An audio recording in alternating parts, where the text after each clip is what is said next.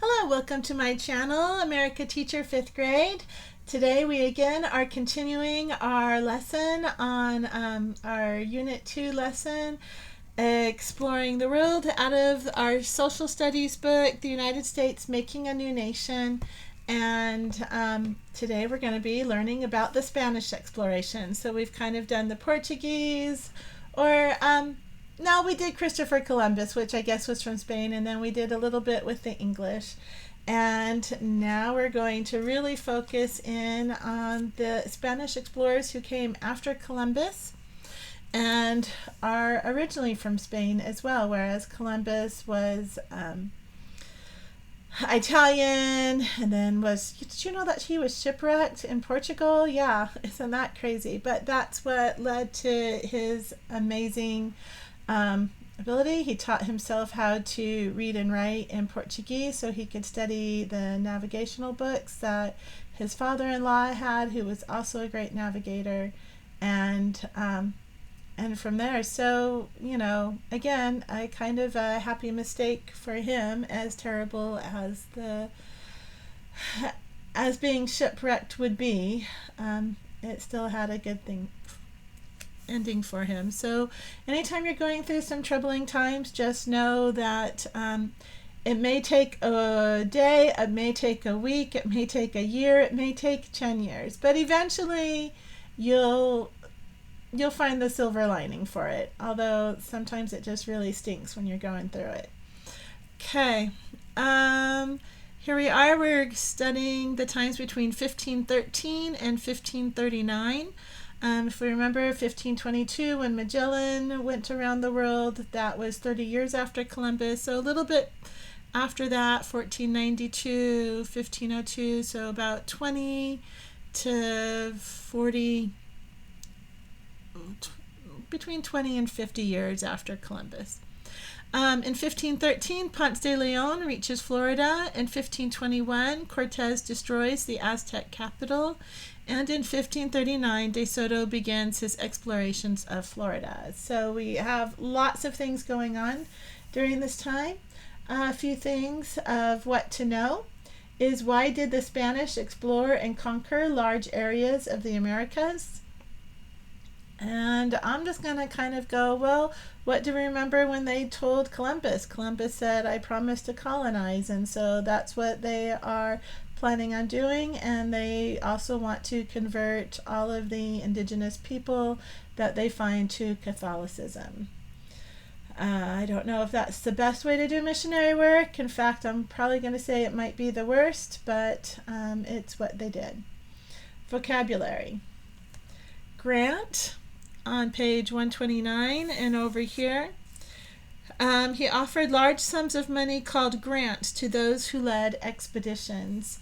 So a grant, sometimes when we say, oh, I grant you permission to do this, you know, oh, it's just kind of like you have permission. But sometimes we also hear about financial grants, like you might get a grant of money to, if you're in college or something like that, you might get a grant to help pay your way through college or to help pay for a specific line of study. Even people with jobs, some of their jobs are to write grants to get some money. And then also conquistador. And if we were down here, let's pronounce it out. Conquist. This is the one with all of the emphasis. Conquistadors. Conquistadors. Or it also means conquerors, people who conquer. Here we go. So again, clap it out. Conquistadors, 4 syllables. Go. So other words we're going to be learning about is the word reform on page 133. Reformation also on that same. So it looks like we've got a root word and then another word based on that. Counter-reformation. Oh, wow. Here we go. So we really need to know what reform means so we can better understand these other two. And missionary.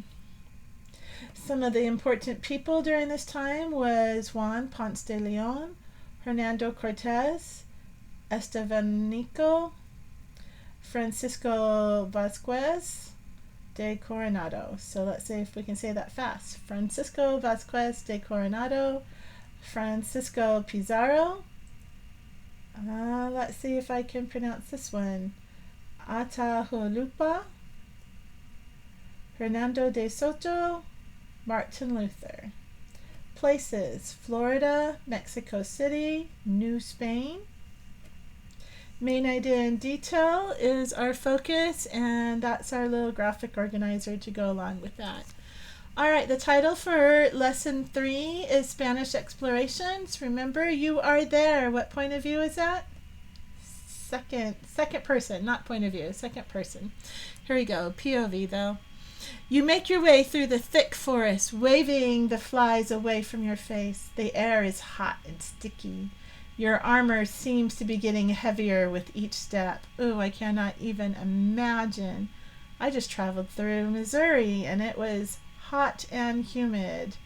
And I can't imagine going through there wearing metal, attracting more heat.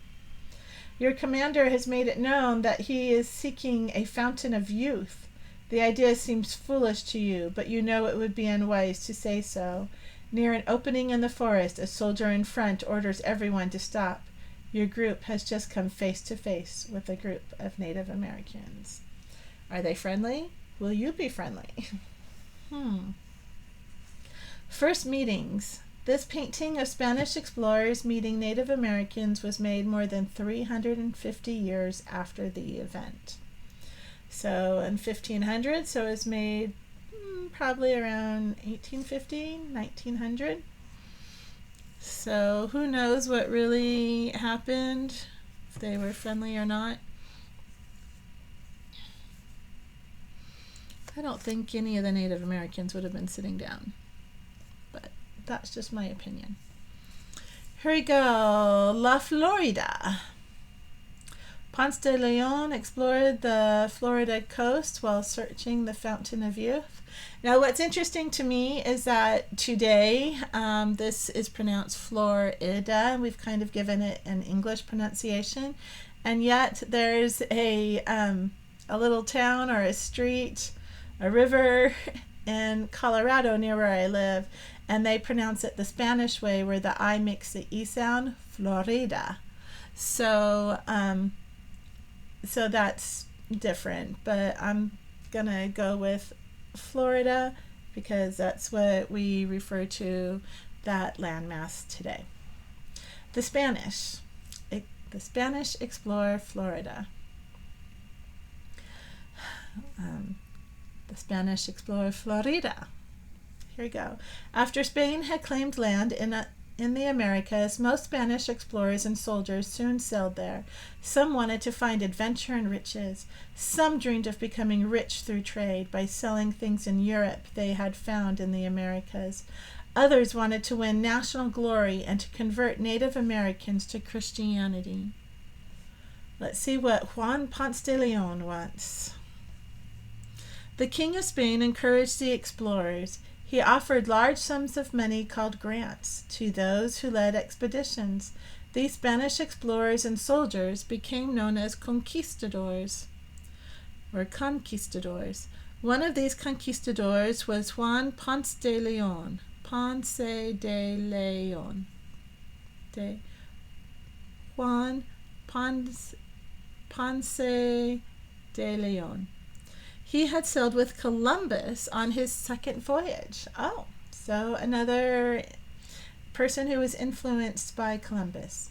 Later, he helped conquer Puerto Rico. While in Puerto Rico, Ponce de Leon heard about an island to the north called Bimini. He heard about an island to the north called Bimini. He also may have heard that the island had a so-called fountain of youth. Its water supposedly made old people young again. In 1513, Ponce de Leon set out to find Bimini. Instead, he landed in what is now the state of Florida.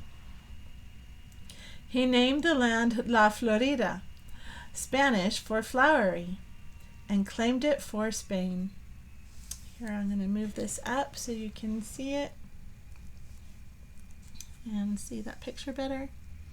In 1521, Ponce de Leon returned to Florida to start a settlement. The Calusa tribe defended their land against the Spanish. Ponce de Leon was wounded and later died. He never found the Fountain of Youth. Instead, he became the first Spanish explorer to set foot on land that became part of the United States. Well, at least he gets that recognition. Do you think that there could be a Fountain of Youth? Have you ever read the book Tuck Everlasting? Seen the movie Tuck Everlasting? How about looking for the Holy Grail or the Chalice? In, let's see, which movie was it? Indiana Jones and The Last Crusade. That's another good one. They all talk about a Fountain of Youth. So people have been searching for this for centuries. Modern stories and movies have been created still to this day, even 400 or 500 years later. So you might think he was foolish, but that's what people are going for. What was Ponce de Leon, the first Spanish explorer, to do? Die. I don't know. So the Native Americans can say, hurrah! All right, let's go ahead and we'll just check out this bottom part. Spanish conquistador versus an Aztec warrior.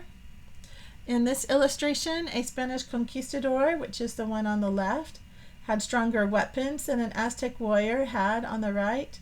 How might conquistadors on horses have had an advantage over Aztec warriors on foot? So again, that says horse, armor made of steel. This is called an arquebus, a gun invented in the 1400s, kind of what we might call a rifle today.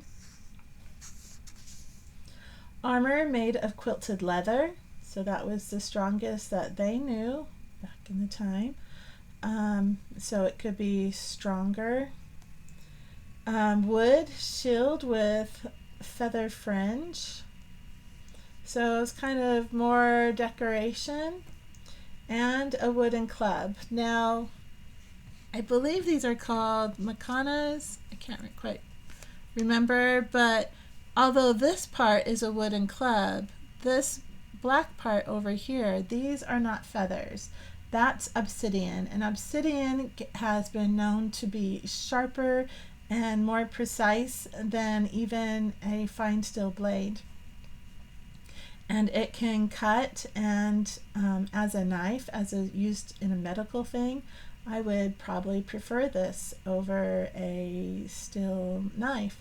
However, used as a weapon of war, and I believe the Mayans originally used this for hunting animals, and then the Aztecs saw that and they saw that's really cool, and the Mayans showed them how to make it.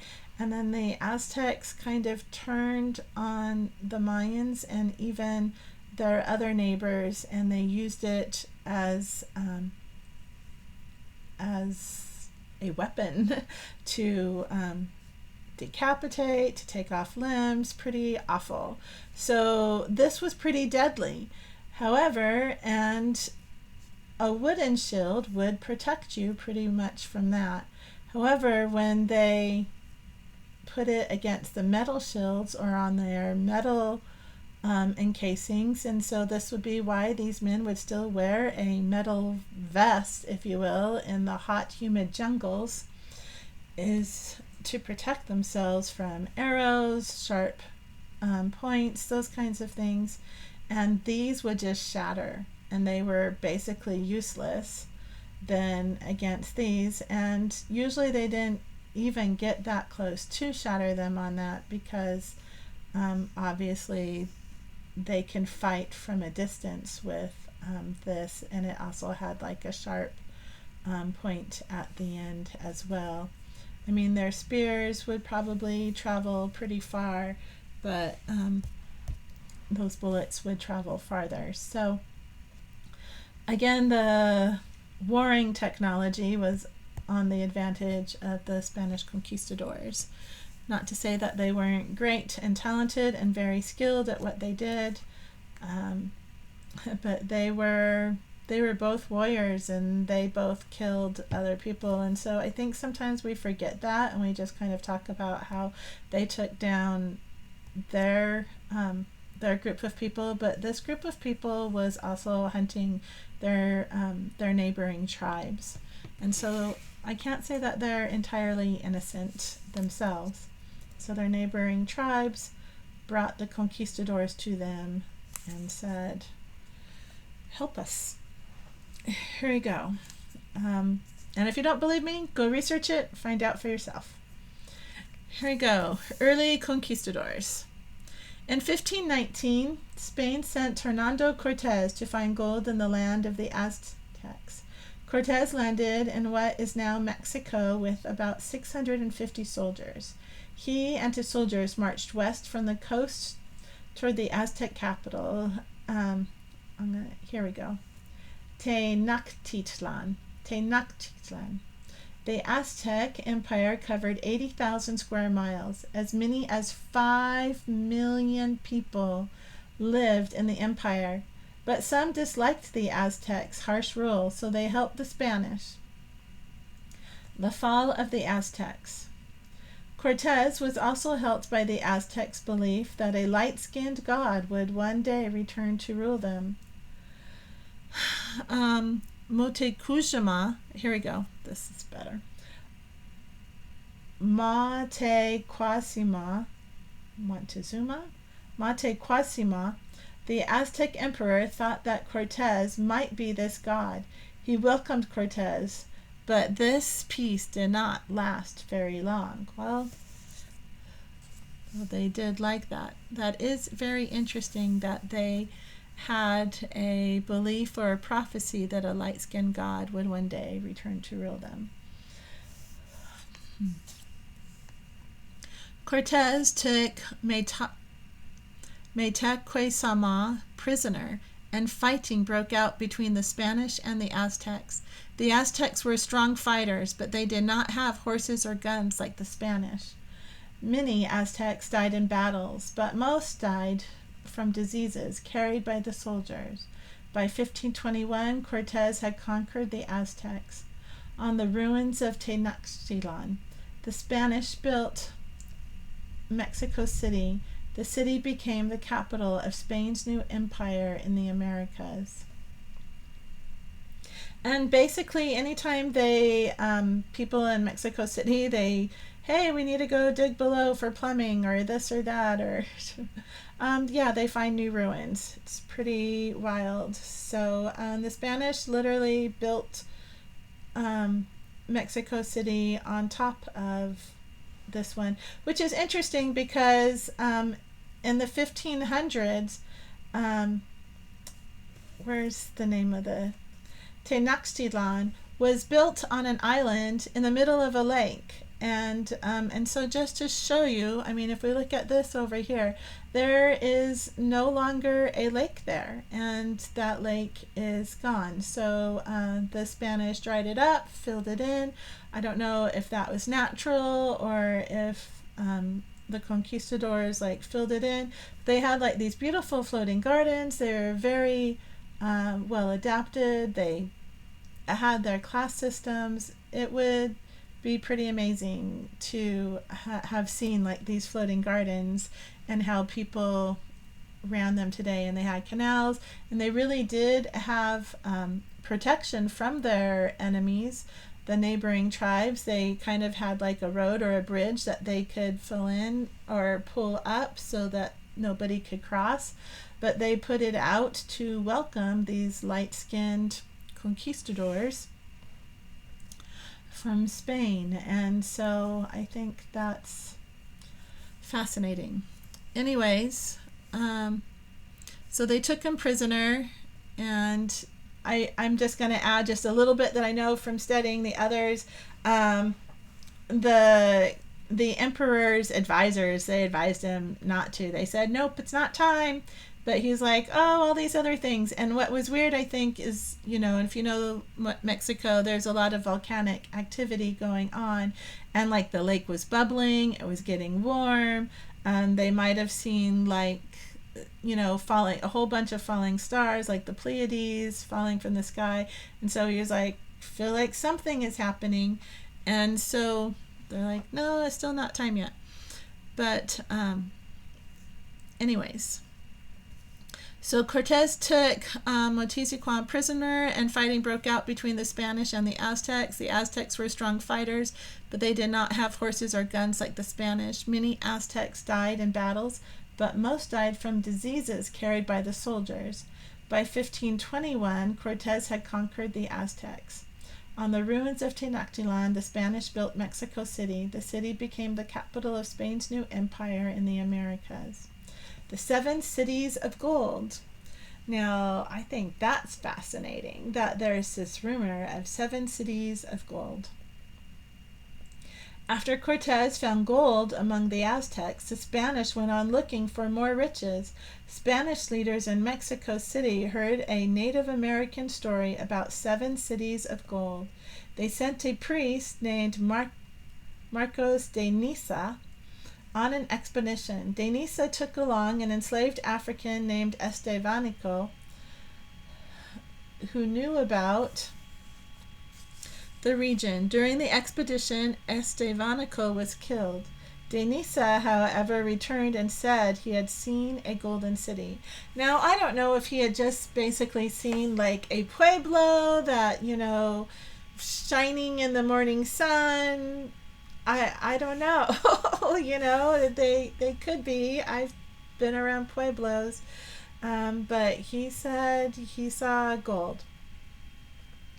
And I do believe that Estevanico, poor Estevanico, he had survived a shipwreck over here on Florida with his explorer. Maybe we'll learn more about him. And they had traveled all the way through here, been enslaved. He and some of the shipwrecked conquistadors. They finally escaped, came up here, and I just kind of know this because, like, and they were kind of near the Zunis, and the Zunis were smart, and they're like, oh yeah, we've heard of the 7 cities of gold, keep on going. And they're not here, they're over there. And so somewhere they were kind of like in this area, and maybe they did see some amazing things, but they were just like, no, we need to go. But they were ever told, if you guys ever come back here, we'll kill you. And so Estevanico, even though he didn't have much of a choice, I don't know if he wanted to go back. And but they found some. So we'll look at that map in a minute. I'm just going to go ahead and finish this. Coronado in the southwest. Francisco Vasquez de Coronado heard Marcos de Niza's story. In 1540, he set out with about 300 soldiers, several enslaved Africans, and more than 1,000 enslaved Native Americans to find the golden cities. Coronado explored lands in what is now the southwestern United States. In all his travels, he never found any gold. Coronado brought no riches back to Mexico City, but he had claimed lands for Spain. The Spanish lands that included what are today Mexico, the southwestern United States, and Florida became known as New Spain. So all of that area right in there. Oh, you can't see it there. I'll have to move it down. Reading check. Main idea and details. What was the aim of Coronado's expedition? The aim of Coronado's expedition was to claim lots of gold, or to find the 7 cities of gold. Now, I have been in the area of New Mexico, and near a little tiny town of like less than 500 people is a little tiny town called Rama, and a short distance from there is another place called El Morro. And El Morro was really special to the Native Americans because water would collect up on top when the rainstorms, and it kind of created a little oasis. And I don't know, and then the water would come down, and there may have been a spring also underneath. It certainly provided shade, in the Southwest desert, and there was water there. And Coronado's signature is there, and that is one of the most beautiful signatures. When I see people's names, and it's just kind of scratched out, like Fire Doom is, it would not look, just to get straight lines in there. And this was like beautiful, like cursive writing in the stone. It was amazing, and it's still there today if you would ever like to travel there and go see it. So let's see some of these. Right here we have Ponce de Leon, who was here in 1513 around Florida. We have Cortez right here, 1519. He's in this blue, and he came from like San Salvador or Hispaniola that Columbus knew, comes all the way over here to what was then Tenochtitlan, and that's about where Mexico City is today. We have De Soto. He's kind of a purple one from 1539 to 1542. He starts off in Florida, and he's all the way through there. We have Coronado right here, and he's kind of this green, and he's may have been the first one to see the Rio Grande, and I think he might have also been the one to see the Grand Canyon go. And Cabrillo in 1542, this little orange one. Oh, who's this one? Cabrillo. Oh, he's over here and all along the coastline. And the Aztec Empire, all of this area. The Yucatan Peninsula was where the Mayans were. Up in this area is kind of like the Hopewell Indians or the Mississippi tribes. Again, over here we have the Taino and the islands. Okay.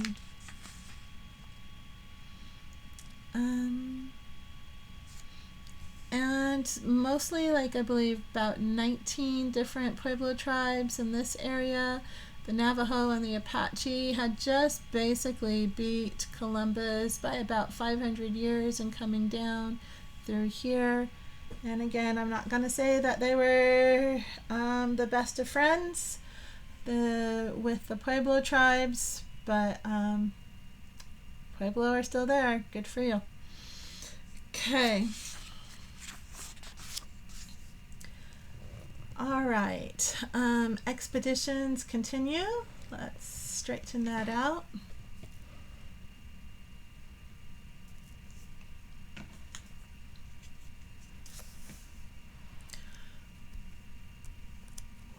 Sorry, it kind of gets sticky, so if I put it underneath, it's easier for me to move.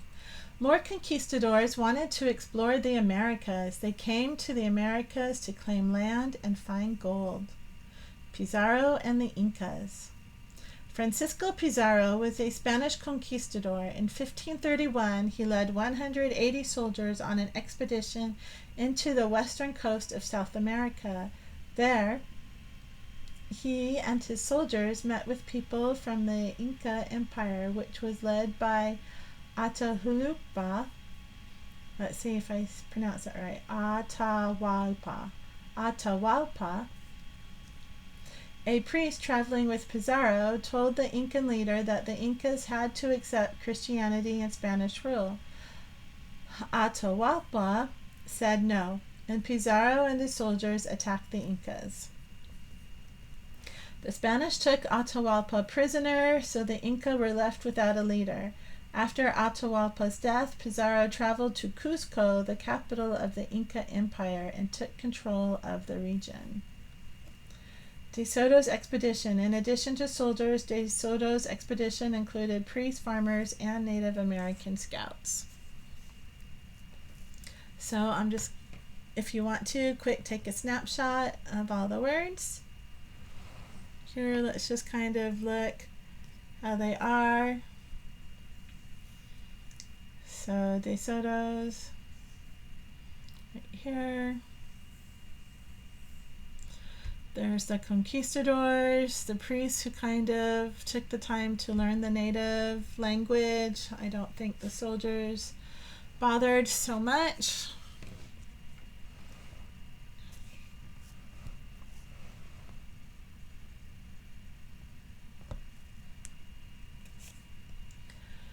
Go De Soto in the southeast. Okay, we're going to read about them.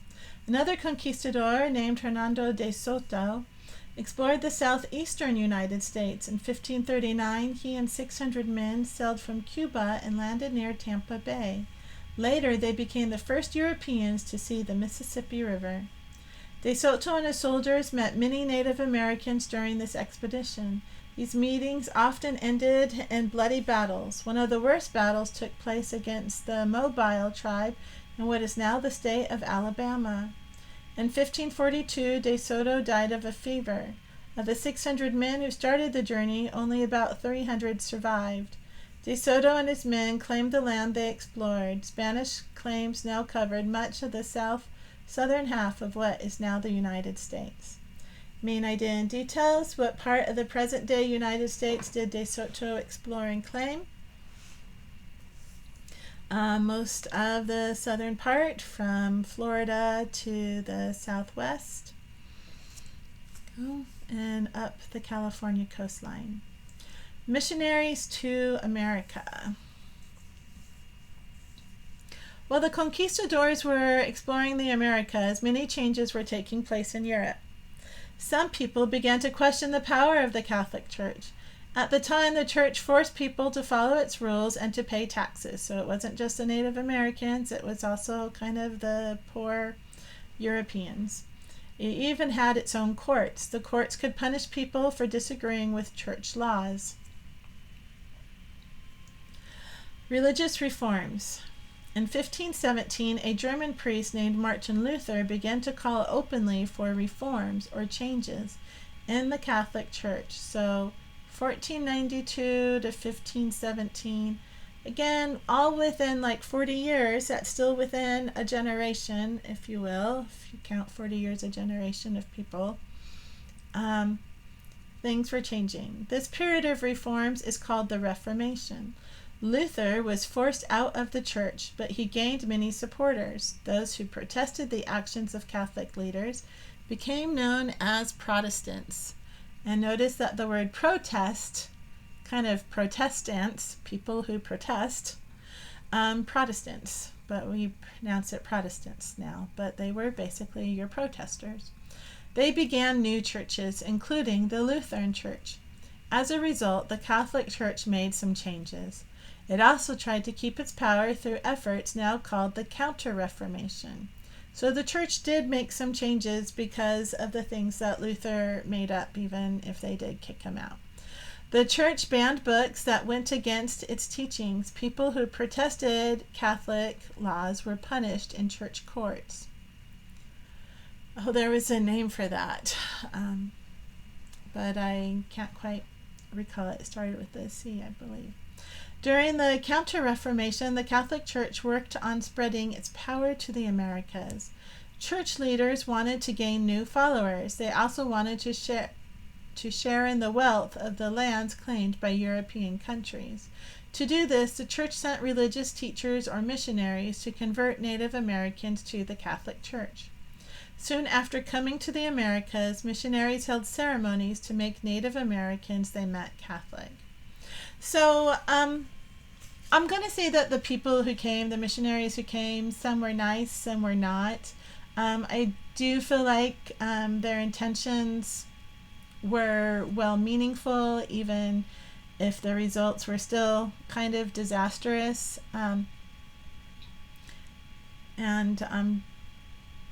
Just, a lot of different people, whether they were religious or not religious, or whether they just used religion for power, everybody was fighting for power. So it didn't matter what country you were in or what religion you were in. Everybody was kind of looking for their self-promotional edge. Missionaries. Saint Ignatius founded the Jesuits, a Catholic group that did missionary work. I'm going to say the Jesuits were, again, well-intentioned. Most of them were poor, except for, again, the leaders. It was not until later that the missionaries actually started teaching them about Catholic beliefs. So they basically just baptized them. They sprinkled holy water on them, and then they started saying, all right, this is what we did. Some missionaries forced Native Americans to become Catholic and also enslaved them. Many Native Americans fought to hold on to their beliefs, but others were forced to change how they lived and worshipped. Reading check. Main idea and details. What was the main result of the Counter-Reformation in the Americas? Well, the result of the Counter-Reformation was that the Catholic Church was losing membership in Europe, and so they were trying to increase membership in the Americas by any means possible. Summary. Spanish conquistadors such as Juan Ponce de Leon, Hernando Cortez, Francisco Coronado, Francisco Pizarro, and Hernando de Soto explored and claimed large areas of the Americas for Spain. Missionaries brought Catholic beliefs to Native Americans. And I know that this is kind of inflammatory, and yet at the same time it happened. And so I do feel like these are conversations to have, and these conversations should still be held respectfully. I know many fine Catholics today, and I know many fine Protestants today. And I know many Native Americans who hold on to as many of their beliefs as they can. And so we're just trying to be respectful to all, and I'm just letting you know that this happened. Okay, and it's part of the reason why we are here today, and we should still be able to have kind conversations and respectful conversations. I'm going to go ahead and read about Estevanico before I do the review. And so by character counts, they call Estevanico with trustworthiness. Here's a little bit, let's just go look at the timeline real quick. It says, in 1528, Estevanico journeys to Florida. And in 1539, Estevanico is killed on an expedition to find the 7 cities of gold. And why character counts, how did Estevanico's actions show that he was trustworthy? It says Estevanico was not a Spaniard. He was an African who had been sold into slavery. He never led an expedition, but he may have walked across more of North America than any other explorer of his time. Estevanico and his owner first joined an expedition to Florida. Later, they made their way to Mexico City. In Mexico City, a Spanish commander chose Estevanico to look for the 7 cities of gold. The commander must have trusted that Estevanico had the ability to survive in the wilderness. He also trusted Estevanico to return and to give a true report. Estevanico was not an explorer by choice. As an enslaved person, he had to go where his owner sent him, but he had much freedom in the wilderness. He had learned how to use plants to cure some illnesses. Many Native Americans thought of him as a medicine man. Estevanico did not survive his journey to find the 7 cities of gold. Still, his name is remembered today along with those of others explorers who traveled through North America. And I would encourage you to learn more about Estevanico. I'm pretty sure that that's a pretty brief an incomplete summary of his life. Here we go. Review. What to know. Why did the Spanish explore and conquer large areas of the Americas? 2. Vocabulary. Describe the effects of the Counter-Reformation on the Americas. You could do that. We kind of talked about that a little bit. I would again encourage you to use as many of your vocabulary words in a paragraph. Geography. What lands in the Americas made up the Spanish Empire known as New Spain? Critical thinking. What were some effects of Spanish exploration of the Americas? I want more than 2. I want 3 or more. Okay, some effects. Cause and effect. Because this happened, the effects were this. Write a journal. Imagine that you are traveling with one of the explorers discussed in this lesson. Write a journal entry describing the places you have been. Or you can just pretend to be Estevanico and write about your journeys. Main idea and details. On a separate sheet of paper, copy and complete this graphic organizer. So the main idea is the Spanish explored and built settlements in the Americas. Please provide 3 details to support that. And I believe we are done. Oh, nope, not quite. Got a little bit longer to go. 2 more pages. You can do it. Oh, I'm sorry if I got your hopes up. Here we go. Use an elevation map. So we'll go through this.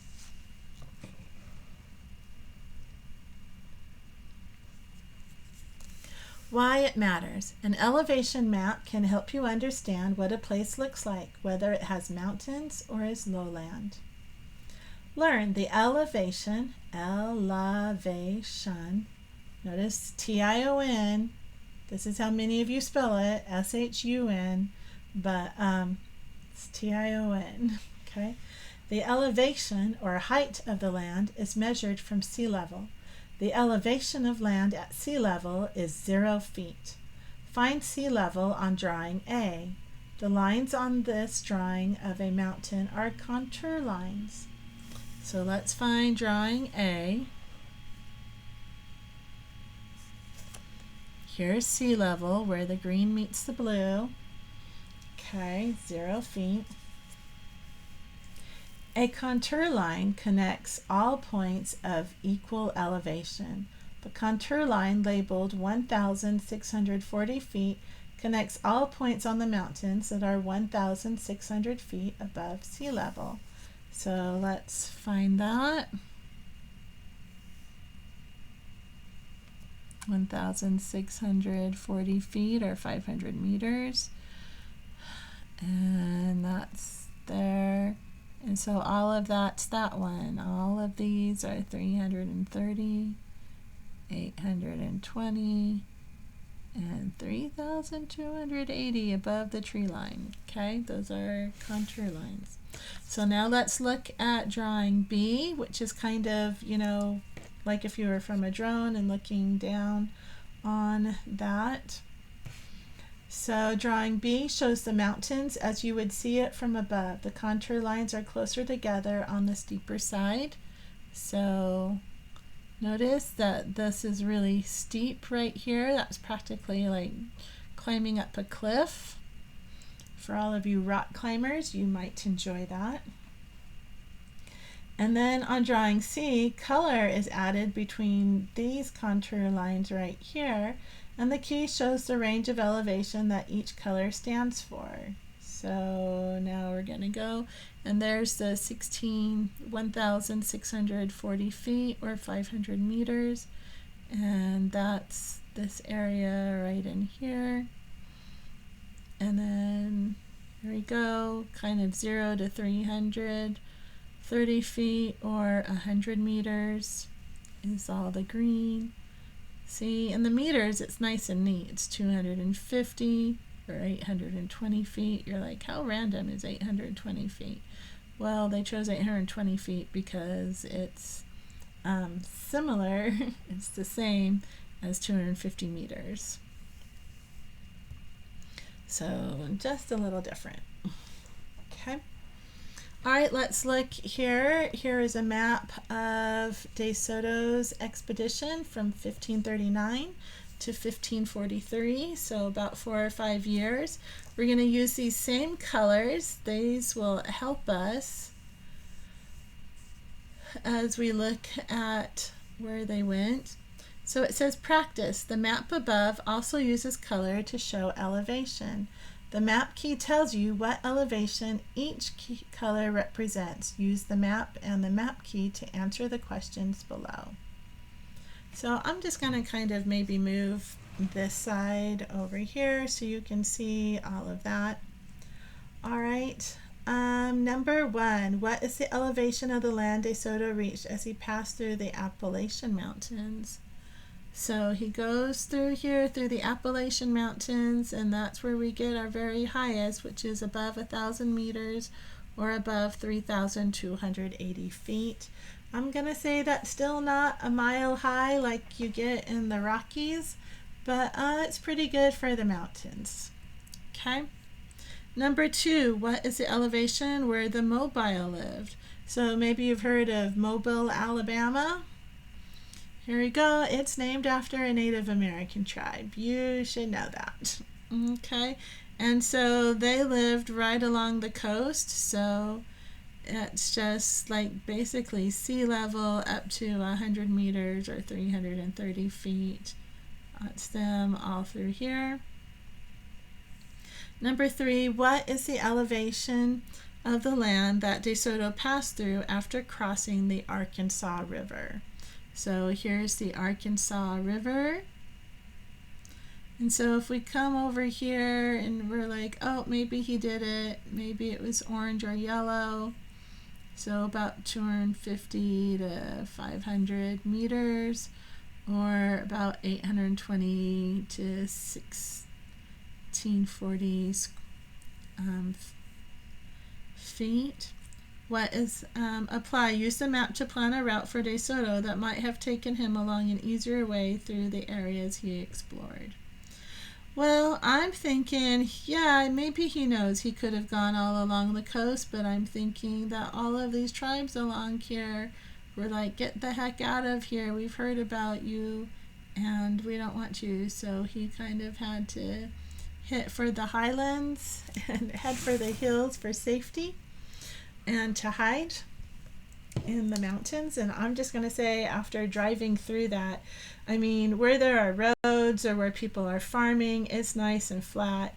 But man, those trees, when you are like, if there's not a road there, they grow so close together, and you might have like 100 trees and they might only be as thick as my arm. They may not even be that thick, but they're just everywhere and you can barely like walk through them, see them. And in all of those, there's crazy critters and dangerous venomous snakes. But anyways, thanks for sticking with me. Thanks for studying maps. I certainly appreciate you taking all of your time to learn a little bit more. Pay it forward. If you enjoy learning, share it with someone else. Keep improving in your self-discipline, your self-reliance, your self-respect, and your respect for others. Remember to be kind, and remember, I think you are an amazing human being. Have a fabulous day.